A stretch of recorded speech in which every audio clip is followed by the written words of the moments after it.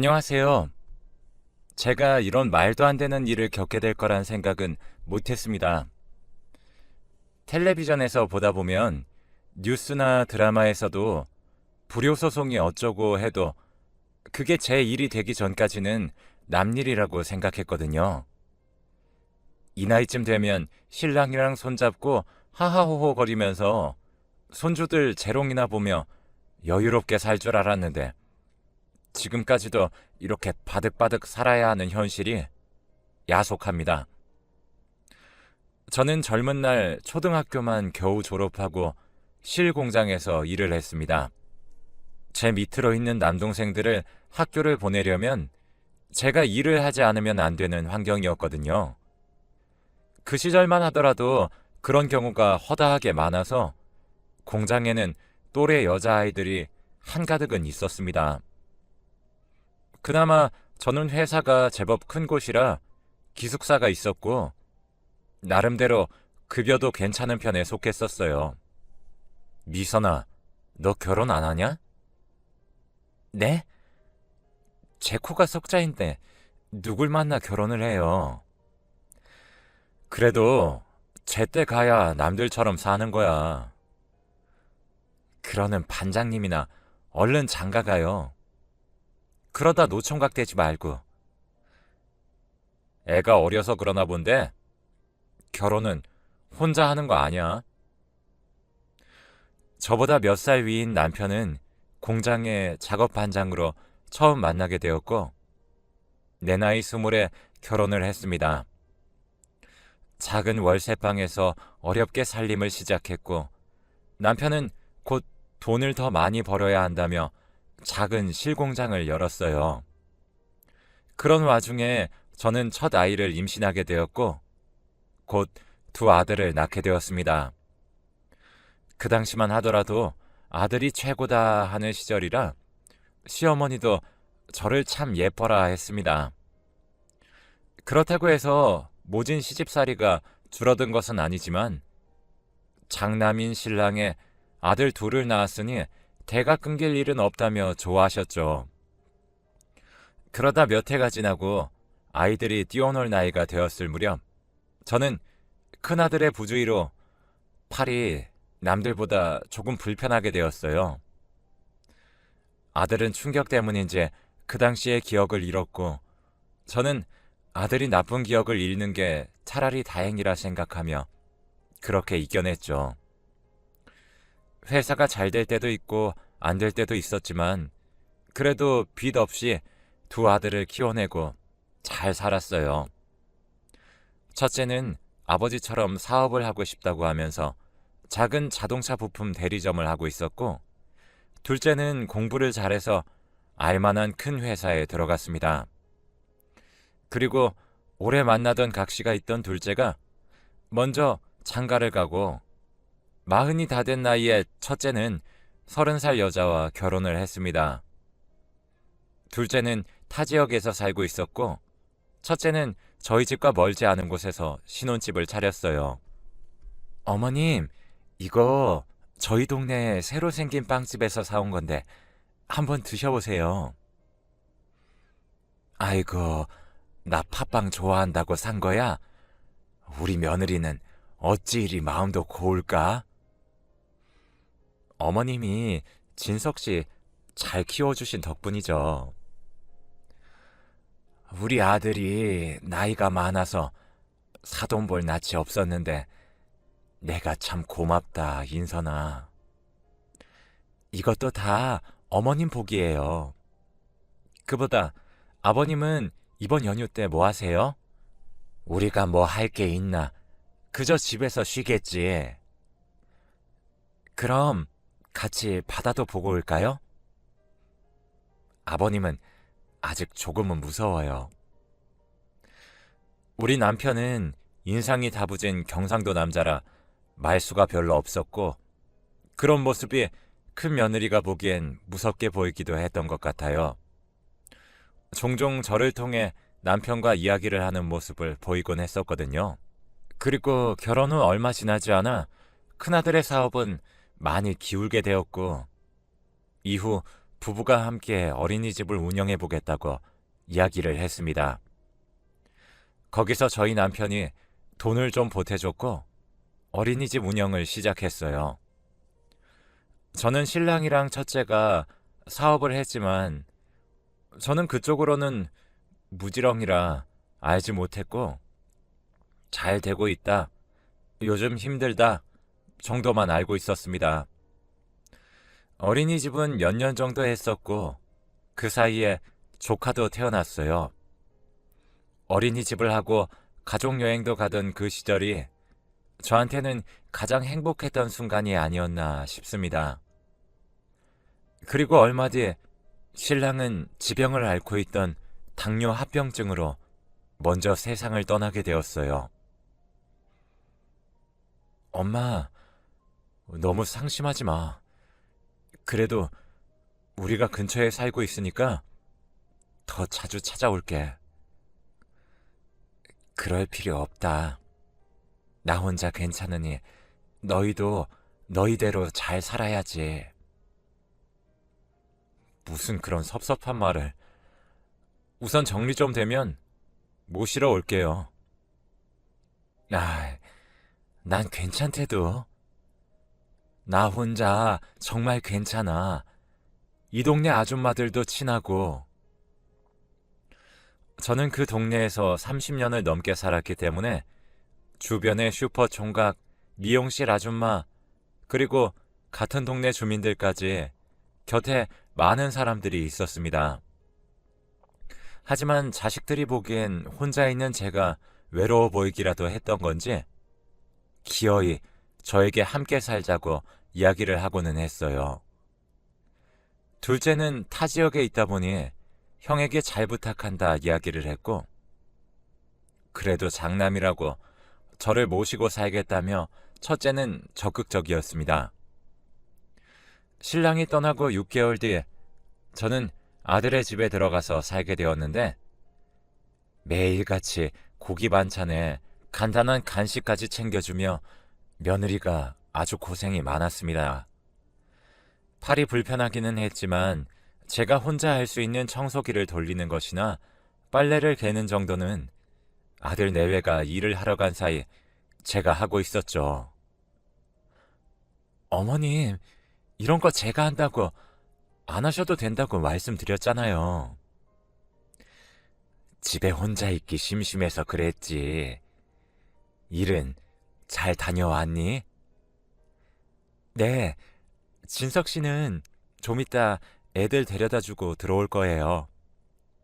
오늘 저녁은 뭐 드시고 싶으세요? 불고기랑 찌개용 고기 샀는데. 나는 그래도 국물이 좋지.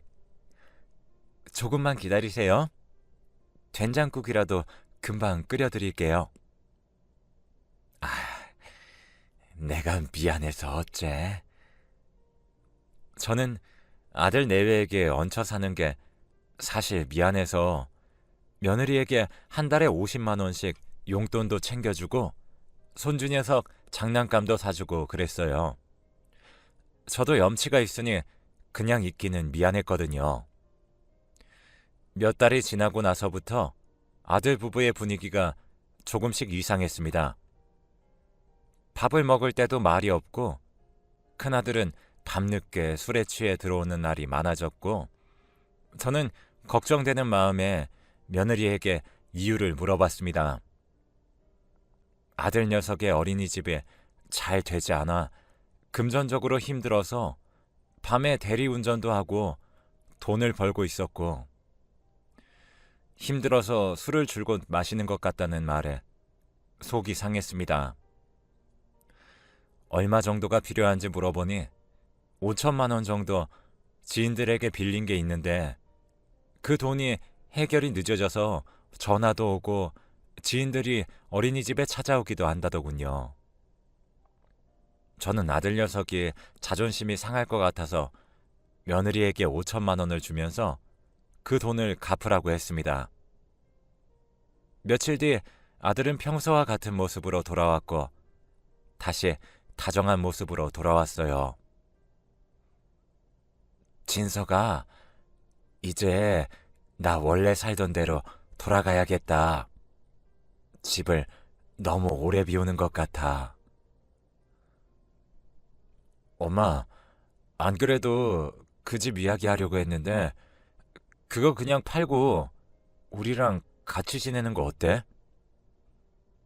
집을 왜 팔아?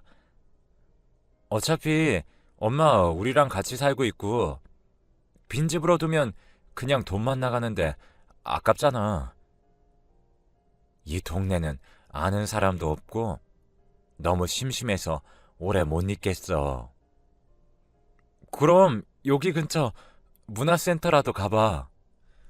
엄마 아니면 우리가 엄마 집 들어가서 살겠는데 애 학교 때문에 우리가 이사를 못 가. 주변의 친척들한테 물어봐도 아들이 엄마를 모시는 게 효심이 가득하다고 아들 말 따르라고 하길래 저는 결국 집도 팔고 아들 집으로 완전히 들어갔어요. 혼자 있는 시간이 적적하기는 했지만 아파트 주변을 산책하며 그렇게 지내고 있었고 종종 놀러오는 친척들을 만나는 게 유일한 낙이 되었습니다. 몇 년이 지나 아들은 둘이 나가서 이야기를 하자고 하더니 남편의 유산에 대한 이야기를 하더라고요.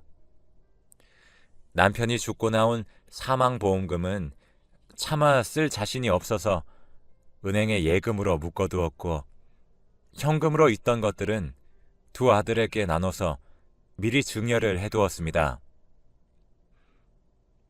엄마, 아버지 회사랑 재산들은 다 어떻게 해뒀어요?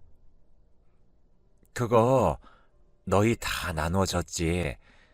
회사는 그 전에 회사가 어렵다고 하던데 그런 건 잘 모르겠다. 아버지 사망보험금만 해도 2억쯤 되잖아. 갑자기 그건 왜? 아, 나 이번에 우리 이 집 정리하고 다른 사업을 생각하고 있어서. 아이고, 일을 꾸준히 해야지. 왜 자꾸 다른 데 손을 대? 어차피 어린이집은 와이프가 운영하던 거고 나는 운전만 했는데 뭐. 그래서 말인데 그 돈 나한테 투자 좀 해줘. 그건 안 되지. 그거 다 너한테 줘버리면 민철이는 어떻게 하고. 내가 벌어서 챙겨주면 되지. 장남이 잘 돼야 집안이 사는 건데.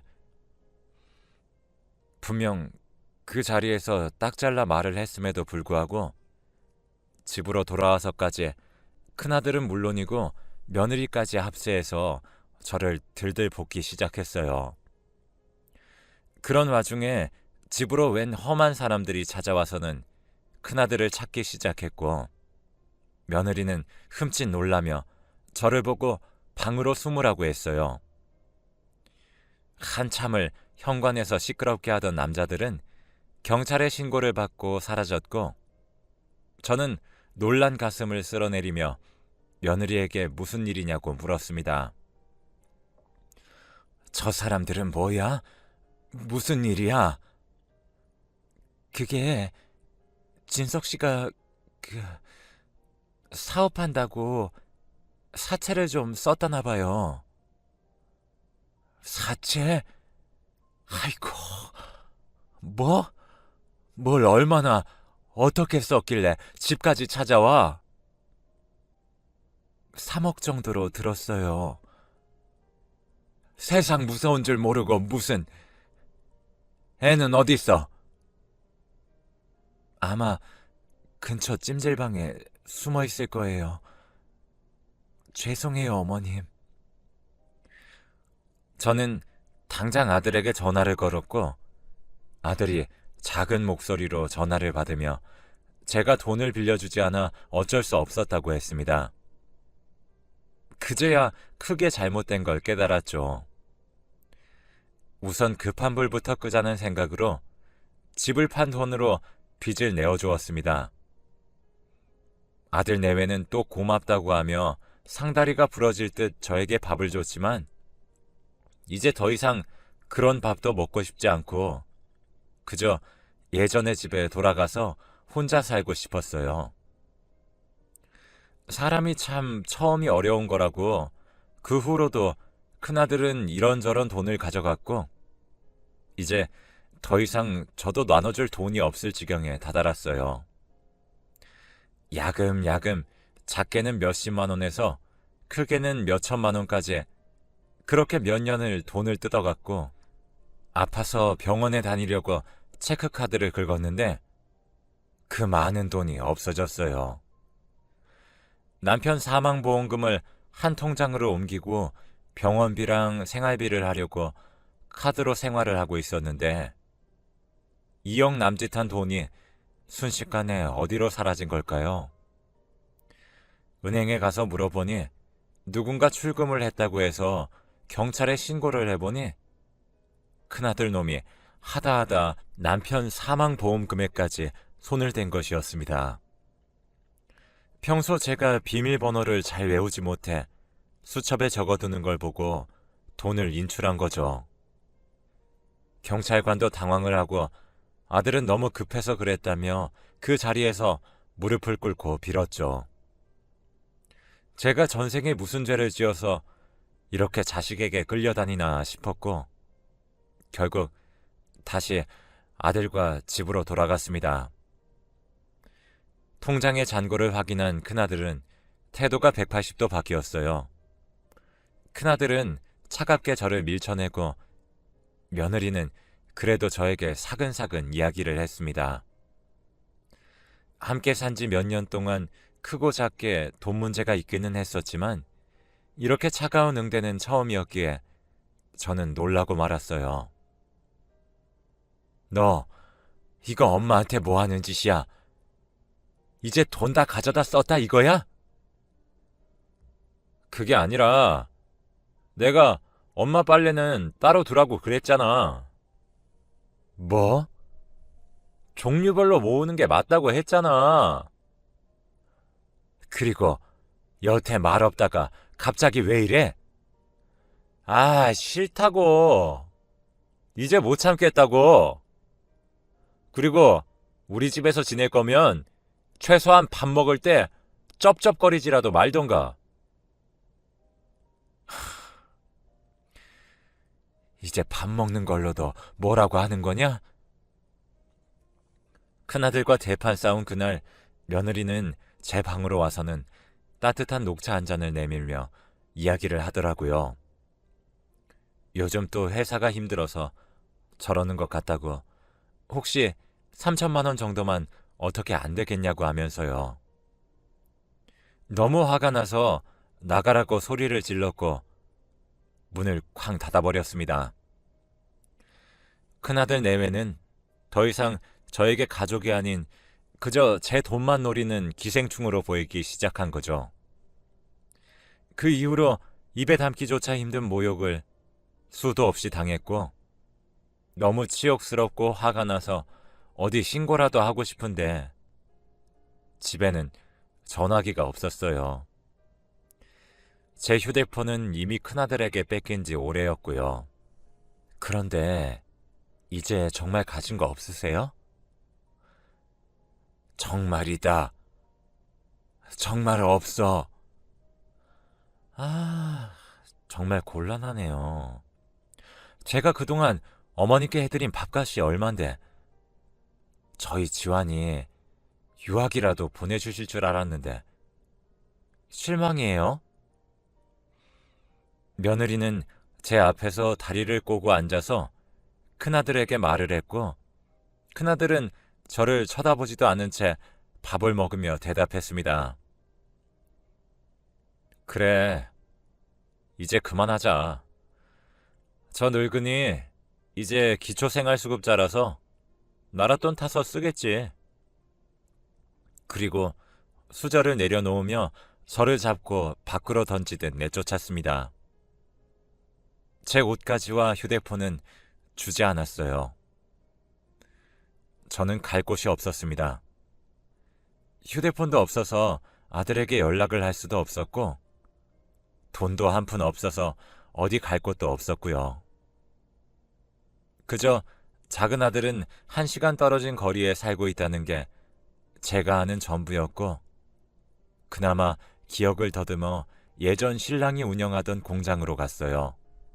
택시비도 없어서 그 앞에서 직원에게 돈을 빌려서 택시비를 냈고, 그 직원에게 휴대폰을 겨우 빌릴 수 있었습니다.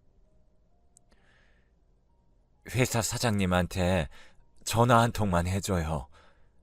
나 김병기 씨 형수 되는 사람입니다. 네? 잠시만요. 저는 공장 안에 들어가 덜덜 떠는 몸을 녹이며 전화를 기다렸고, 곧 남편 공장에서 시동생과 통화를 할 수 있었습니다. 아이고, 형수. 그동안 어디 있다가 갑자기 공장으로 갔어요? 연락도 안 되더니.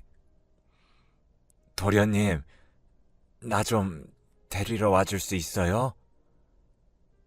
저 지금 밖이라 시간이 좀 걸리는데 기다려 주시겠어요? 금방 갈게요. 시간이 지나고 저를 본 도련님과 동서는 놀라 입을 틀어막았고, 저는 덜덜 떨면서 동서내로 갔습니다. 그 집에서 정말 오랜만에 따뜻한 물에 씻고 따뜻한 밥을 먹었는데, 왜 그리 눈물이 나던지 나이 70살이 다 되어서 추하게 울어버렸고, 두 사람은 아무 말 없이 그 자리에서 한참을 앉아 있어 줬습니다. 그리고 그간의 이야기를 들은 도련님은 화가 나서는 아들들을 불러 모았습니다. 큰아들은 저를 보고도 태연하게 휴대폰도 놔두고 어디를 갔냐며 걱정하는 척을 했고, 그 모습을 보고 있으니 오만정이 다 떨어졌어요. 삼촌, 어머니께서 요즘 약간 치매가 오고 있어요. 그래서 요양원을 알아보고 있긴 한데 그 사이에 사라지셔서, 그래도 삼촌한테 찾아가서 다행이네요. 네가 엄마를 괴롭힌 건 아니고. 무슨 말씀하시는 거예요? 제가 왜 어머니한테 그런 짓을 해요? 항상 미안한 일들 뿐인데. 그보다 삼촌네 집은 어떻게 오신 거예요? 어머니께서 주소라도 외우고 계셨어요? 내 회사로 찾아오셨다. 아니, 너희 아버지 공장으로 온 게 맞겠지? 네? 너희 아버지 회사 지금 내가 받아서 운영하고 있다. 아니, 아들인 제가 있는데 그걸 왜 삼촌이? 그럼 그 회사 주식들은요? 그 말에 큰아들은 다시금 눈을 반짝이며 도련님을 쳐다보기 시작했고, 저는 그 모습을 보고 있으니 그 악몽 같은 시간이 꿈이 아니었음을 실감했습니다. 네가 찾는 그 주식 내가 가지고 있다. 왜? 나한테 남은 돈 있으면 또 모시고 산다니 헛소리를 하려고 그래? 엄마, 아니 그건 말이야. 내가 원래 모시고 있던 게 맞지. 그보다 엄마가 주식 같은 걸 관리할 줄 알아? 이래서 사람은 빈 통장이라도 갖고 죽어야 한다더니.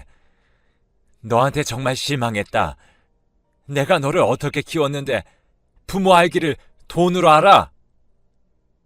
나는 네가 장난친다고 날 밀어 내 팔을 이렇게 만들었어도 너 원망한 적, 너한테 뭔가를 바란 적 한 번도 없다. 그런데 이게 그 보답이야? 이제 나라 돈이나 타 쓰라고? 이제 너 같은 아들 필요 없으니까 썩 나가! 그 와중에도 큰아들은 주식이면 돈이 얼마냐고 하면서 주저리 말을 하고, 얼마 전 회사 주식이 상장일이었다는 걸 알고는 뒷목을 잡고 쓰러졌습니다. 옆에 있던 큰 며느리도 금액을 듣고 나서는 제 앞에서 무릎을 꿇고 싹싹 빌기 시작했고, 도련님은 그런 저의 뒤에 서 있었어요. 가만히 모든 이야기를 듣고 있던 작은 아들은 작게 한마디 내뱉었습니다. 형이 엄마를 밀었다고요? 생뚱맞은 소리에 저는 작은 아들을 바라보았고 작은 아들의 표정은 일그러졌습니다. 그래, 네 형이 나 놀라게 한다고 놀다가 사고로 그랬지. 제 말을 듣자마자 작은 아들은 큰아들 위로 올라가 주먹을 뻗었고 큰아들은 그걸 떼어내느라 정신이 없었습니다. 결국 도련님의 호통으로 상황은 정리가 되었고 작은 아들은 그저 저에게 미안하다는 말을 반복하며 울고 있었어요. 미안한 것으로 치면 제대로 재산도 나눠주지 못한 작은 아들에게 제가 더 미안한데 계속 미안하다는 말만 하고 있길래 제가 왜 그러냐며 다독여줬더니 하는 말이 가관이었습니다. 큰아들은 사고 당시의 기억을 잃은 게 아니라 처음부터 기억을 하고 있었고 제가 학교에 오는 모습들도 부끄러워하며 지냈어요. 그러면서 작은 아들에게 너 때문에 엄마가 아픈 거다 하며 계속 이야기를 했고 계속해서 그런 이야기를 들은 작은 아들은 저에게 미안한 마음에 가까이 다가오지도 살갑게 하기도 죄스러웠다고 했어요. 불행인지 다행인지 일을 하는 지역이 거리가 있어서 왕래가 잦지 않았고 그렇다 보니 더욱이 이야기를 할 시간이 많지 않았습니다. 작은 아들은 용기를 내보려 했지만 겁이 나서 말을 못했다고 결혼할 때에도 형이 엄마가 너랑 가까이 사는 게 불편하다고 하시더라 라고 했다고 이야기를 하더군요. 본인의 실수이자 잘못을 동생에게 덮어 씌운 걸로도 모자라 저를 철저하게 고립시키는 큰아들이 저는 더 이상 제 아들 같지 않았습니다. 저는 주식을 일부 정리하고 제가 살 집을 마련했어요. 제 나이에 주식이라는 게 참 이상하기도 한데 동서가 도와준 덕분에 이렇게라도 살 수 있게 되네요. 사실 처음 남편이 도련님께 공장을 넘기고 일부를 주식으로 저에게 준다고 했을 때 무슨 말인지 이해가 하나도 되지 않았었는데 이 일이 있고 도련님에게 하소연하며 땡전 한 푼 없이 이제 어디서 어떻게 살아야 할지 모르겠다고 말을 하니 주식 이야기를 꺼내더라고요. 솔직히 큰아들 때문에 이제 가족도 믿지 못하겠지만 스스로 하는 방법을 배워뒀으니 혼자서 어떻게든 하면서 지낼 수 있을 거라 생각합니다. 저는 제가 다시 원래 살던 곳으로 왔습니다. 남편과 함께 살던 집은 아니지만 저와 친했던 동네 사람들이 있는 이곳이 제가 머물러야 할 곳이라는 생각이 들었고요. 집 주소는 작은 아들 부부에게만 알려주고 다른 사람들에게 알려주지 않았음에도 얼마 전 큰 애들 부부가 찾아왔었습니다. 어떻게 알고 온 거야? 목욕탕집 아줌마가 바로 알던데 뭐. 엄마, 내가 정말 미안해. 그러니까 한 번만 더 도와줘. 나는 이제 네가 무섭다. 내 아들인데 내 아들 같지 않아. 내가 이번에는 정말로 사채를 썼는데 나 곧 죽을 것 같아. 매일같이 전화 오고 찾아오고 제발 부탁이야. 이번에는 정말이라니? 내가 저번에 이야기할 때 그때는 내가 노름하느라 돈이 필요해서 엄마한테 거짓말을 했는데 이번에는 주식 투자하느라 돈을 좀 빌렸어. 조금만 기다리면 오를 건데. 넌 어떻게 나이가 50이 넘었어도 그렇게 반푼이 같아? 너 줄 돈은 없고 이제 나한테 기댈 생각하지 마. 어차피 엄마 죽으면 우리한테 줄 돈이잖아. 그래, 너 말 잘했다. 죽고 남은 돈 다 기부해달라고 변호사한테 찾아가서 말할 테니 다시는 오지 마. 내가 죽으면 내 돈도 다 없어지는 거야. 알겠어?